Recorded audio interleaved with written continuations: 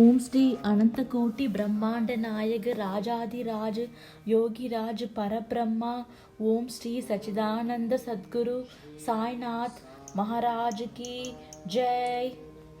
Chapter 6 Ramanavami Festival and Masjid Repairs.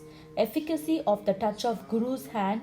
Ramanavami Festival, its origin, transformation, etc. Repairs to the Masjid. Before describing Ramanavami festival and masjid repairs, the author makes some preliminary remarks about Sadguru as follows. Efficacy of the touch of Guru's hand. Where real or Sadguru is the helmsman, he is sure to carry us safely and easily beyond the worldly ocean. The word Sadguru brings to mind Sai Baba. He appears to me as if standing before me and applying Udi to my forehead and placing his hand of blessing on my head. Then joy fills my heart and love overflows through my eyes. Wonderful is the power of the touch of Guru's hand. The subtle body which cannot be burned by the world dissolving fire is destroyed by the mere touch of Guru's hand, and the sins of many past births are clean and washed away. Even the speech of those whose heads feel annoyed when they hear religious and godly talks attains calmness. The seeing of Sai Baba's handsome form chokes our throat with joy, makes the eyes overflowing with tears, and overwhelms the heart with emotions. It awakens in us I am He consciousness, manifests the joy of self-realization, and dissolving the distinction of thou and I then and there makes us one with the Supreme. When I begin to read scriptures at every step, I am reminded of my Sadguru, and Sai Baba assumes the form of Rama or Krishna and makes me listen to his life. For instance, when I sit to listen to Bhagavat, Sai becomes Krishna from top to toe, and I think he sings the Bhagavat or Uddhava Gita for the welfare of the devotees. When I begin to chit chat, I am at once put in minds of Sai stories for enabling me to give suitable illustrations. When I myself start to write anything, I cannot compose a few words or sentences, but when he of his own accord makes me write, I go on writing and writing, and there is no end to it. When the disciple egoism props up, he presses it down with his hand and giving him his own power, makes him gain his object and thus satisfies and blesses him. If any one prostrates before Sai and surrenders heart and soul to him, unsolicited, all the chief objects of life, dharma, artha, kama, and moksha, are easily and unsolicitedly attained. 4 parts of karma, jnana, yoga, and bhakti lead us separately to God. Of these, the path of bhakti is thorny and full of pits and ditches, and thus difficult to traverse. But if you, relying on your Sadguru, avoid the pits and thorns and walk straight, it will take you to the destination. So says definitely Sai Baba. After philosophizing about the self-existent Brahman, his power to create this world and the world created, and stating that all these three are ultimately one and the same, the author quotes Sai Baba's words guaranteeing the welfare of the bhaktas. There will never be any dearth or scarcity regarding food and clothes in any devotee's homes. It is my special characteristic that I always look to and provide for the welfare of those devotees who worship me wholeheartedly with their minds ever fixed on me. Lord Krishna has also said the same in the Gita. Therefore, strive not much for food and clothes. If you want anything, beg of the Lord. Leave worldly honors, try to get Lord's grace and blessings, and be honored in His court. Do not be deluded by worldly honor. The form of the deity should be firmly fixed in the mind. Let all the senses and mind be ever devoted to the worship of the Lord. Let there be no attraction for any other thing. Fix the mind in remembering me always, so that it will not wander elsewhere towards body, wealth, and home. Then it will be calm, peaceful, and carefree. This is a sign of my mind being well engaged in good company. If the mind is vagrant, it cannot be called well merged. After quoting these words, the author goes on to relate the story of Ramanavami festival in Shirdi. As Ramanavami is the greatest festival celebrated at Shirdi, another fuller account as published in Sai Leela magazine of 1925, page 197 is also referred to, and a summary of the festival as related in both these accounts is attempted here. Origin. One Mr. Gopal Rao Gund was Circle Inspector of Coppergon.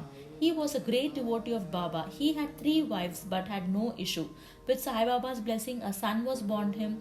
In the joy that he felt regarding the event and even idea of celebrating a fair or urus occurred to him in the year of 1897, and he placed it for consideration before other Shirdi devotees, that is Atya Patil, Tate Kote Patil, and Madhavrao Deshpande. They all approved of the idea and got Sai Baba's permission and blessings. Then an application for getting the collector's sanction for celebrating the Urus was made, but as the village Kulkarni reported against holding the fair, the sanction was refused.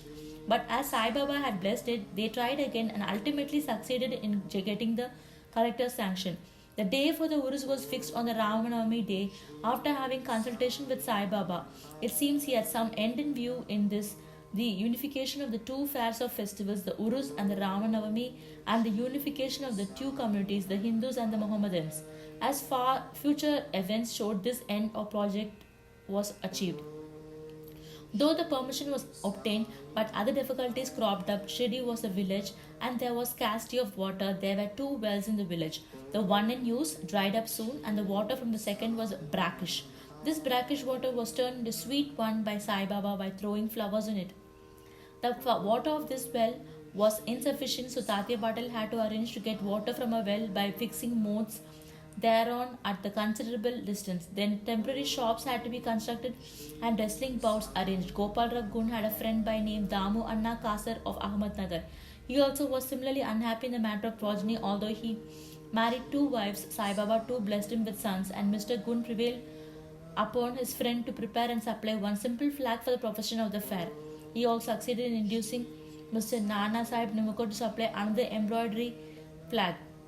Both these flags were taken in the procession to the village and finally fixed at the two ends of the corners of masjid, which is called by Sai Baba as Dwarka Maye. This is being done even now. The sandal procession. There was another procession which was started in this fair. This idea of sandal procession originated with one Mr. Amir Shakkar Dalal, a Mohammedan Bhakta from Korala. This procession is held in honor of great Muslim saints.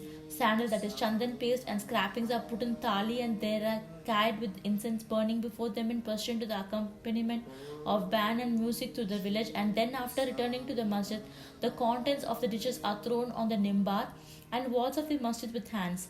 This work was managed by Mr. Amr Shakkar for the first 3 years and then afterwards by his wife. So in one day the two processions, the flags by the Hindus and that of sandal by the Muslims, went on side by side and are still going on without any hitch.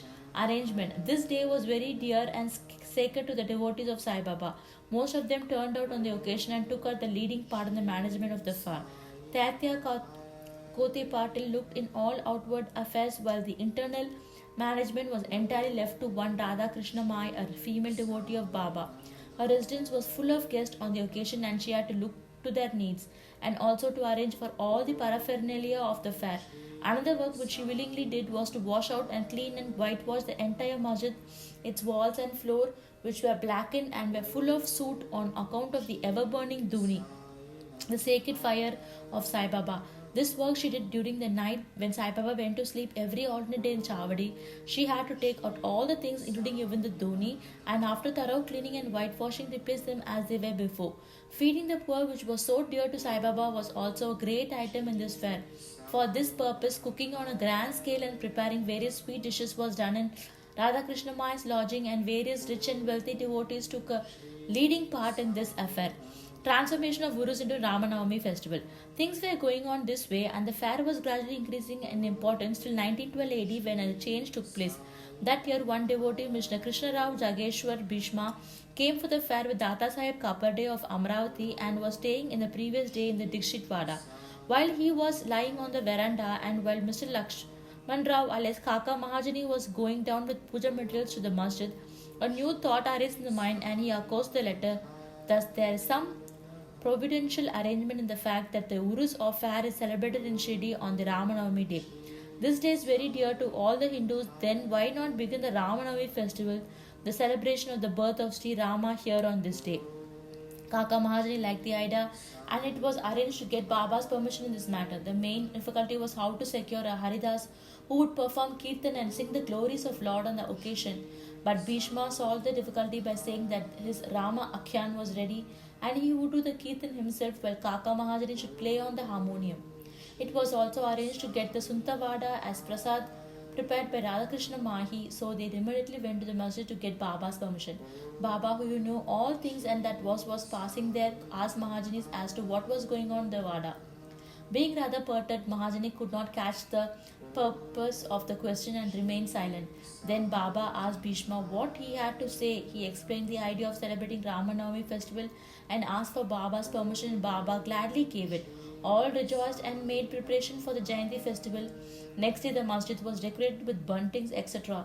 A cradle was supplied by Radhakrishna Mai and placed in front of Baba's seat, and proceedings started. Bhishma stood up for Kirtan and Mahajani played on harmonium. Sai Baba sent a man to call Mahajani.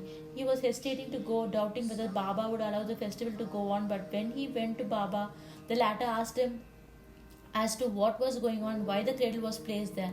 He answered that the Ramanavami festival had commenced and the cradle was put in for the purpose. Then Baba took a garland from the nimbar and placed it round the neck and sent another garland for Bhishma. Then commenced the Kirtan. When it came to the close, sounds of victory to Rama went up. A gulal, that is, a red powder, was thrown up all round amidst band and music powder. Everybody was overjoyed when suddenly roaring was heard. The red powder thrown promiscuously all round went up, somehow entered Baba's eyes. Baba got wild and began to scold and abuse loudly. People got frightened by this scene and took to their heels. Those intimate devotees who knew Baba well took these scoldings and outpourings of Baba as blessings in disguise. They thought that when Rama was born, it was proper for Baba to get wild and enraged to kill Ravana and his demons in the form of egoism and wicked thoughts. Besides, they knew that whenever a new thing was undertaken at Shirdi, it was usual with Baba to get wild and angry, and so they kept quiet. Radha Krishnamai was rather afraid and thought that Baba might break her cradle, and she asked Mahajani to get the cradle back. When he went to loosen and unfasten the cradle, Baba went to him and asked him not to remove it. Then after some time Baba became calm and that day's program including Mahapuja and Aarti was finished. Later on Mr. Mahajani asked Baba for permission to remove the cradle. Baba refused the same, saying that the festival was not yet finished. Next day another Kirtan and Gopal Kala ceremony, that is an earthen pot containing parched rice mixed with curds, is hung only to be broken after the Kirtan and the contents distributed to all as was done by Lord Krishna among his cowherd were performed, and then Baba under the cradle to be removed. While on Ramanavami festival was thus going on, the procession of the two flags by day and that of the sandal by night went off with the usual pomp and show. From this time onwards, the Urus of Baba and transformed into the Ramanavami festival. From year 1913, the items in the program of Ramanavami began to increase. Radhakrishna Mai started a Nama Saptha, that is singing the glory of God's name continuously day and night for 7 days. From 1st of Chaitra, for this all devotees took part by turns and she also joined it sometimes early in the morning. As Ramanavami festival is celebrated in many places all over the country, the difficulty of getting a Haridas was felt again. But 5 or 6 days before the festival, Mahajani met accidentally Balabua Mali, who was known as modern Tukaram, and got him to do the Kirtan that year. The next year, another Balabua Satakar was Abhradita Kavate, district Satare, could not act as Haridas in his own town as plague was prevailing in his town, and so he came to Shirdi. With Baba's permission, which was secured through Kaka Sahib Dikshit, he did the Kirtan and was sufficiently recompensed for his labor. The difficulty of getting a new Haridas every year was finally solved from 1914 by Sai Baba as he entrusted his function to Daskanu Maharaj permanently, and since that time he has been successfully and creatively conducting that function up till now. Since 1912, this festival began to grow gradually year by year. From the 8th to 12th of Chaitra, Shirdi looked like a beehive of men. Shops began to increase, celebrated wrestlers took part in wrestling bouts, feeding of the poor was done on grander scale. Hard work and sincere efforts of Radhakrishna Mai turned Shirdi into Sansthan. Paraphernalia increased. A beautiful horse, a palanquin chariot, and many silver things, pots, buckets, pictures, mirrors, etc. were presented. Elephants were also sent for procession. Though all this paraphernalia increased enormously, Sai Baba ignored all these things and maintained his simplicity as before. It is to be noted that both the Hindus and Mohammedans have been working on the unison in both the processions, and during the entire festival there has been no hitch or quarrel between them at all so far. First, about 5,000 to 7,000 people used to collect, but that figure went up to 75,000 some years. Still, there was no outbreak of any epidemic or any riots worth the name during so many past years. Refers to the masjid. Another important idea occurred to Gopal. Just as he started the Urus affair, he thought that he should put the masjid in order. So, in order to carry out the repairs, he cut stones and got them dressed. But this work was not assigned him. This was reserved for Nana Sahib Chandorkar and the pavement work for Kaka Sahib Dikshit.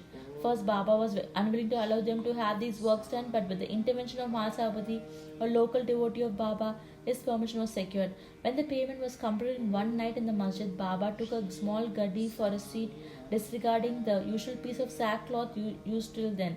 In 1911, the Sabha Mandap was also put in order with great labor and effort. The open space in front of the masjid was very small and inconvenient. Kaka Sahib Dishit wanted to extend it and put in roofing. At great expense, he got iron posts and pillars and trusses and started the work.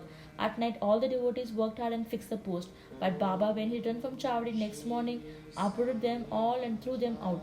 Once it so happened that Baba got very excited, caught a pole with one hand and began to shake and uprooted, and with the other hand caught the neck of Satya Patil. He took up four Satya Feta, struck a match, set it on fire, and threw it on the pit. At that time, Baba's eyes flashed like burning embers.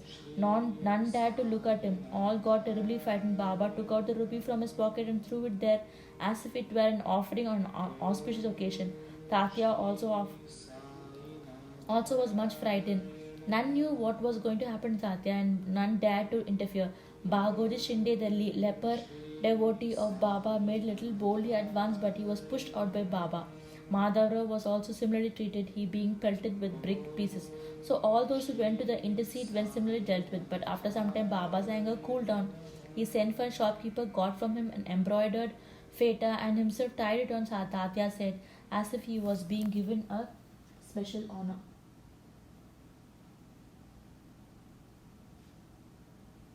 All the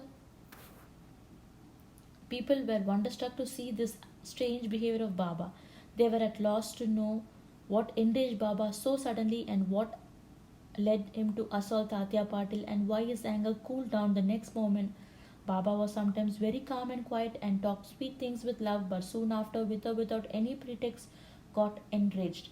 Many such incidents may be related, but I do not know which to choose and which to omit. I therefore refer them as they occur to me. In the next chapter, the questions whether Baba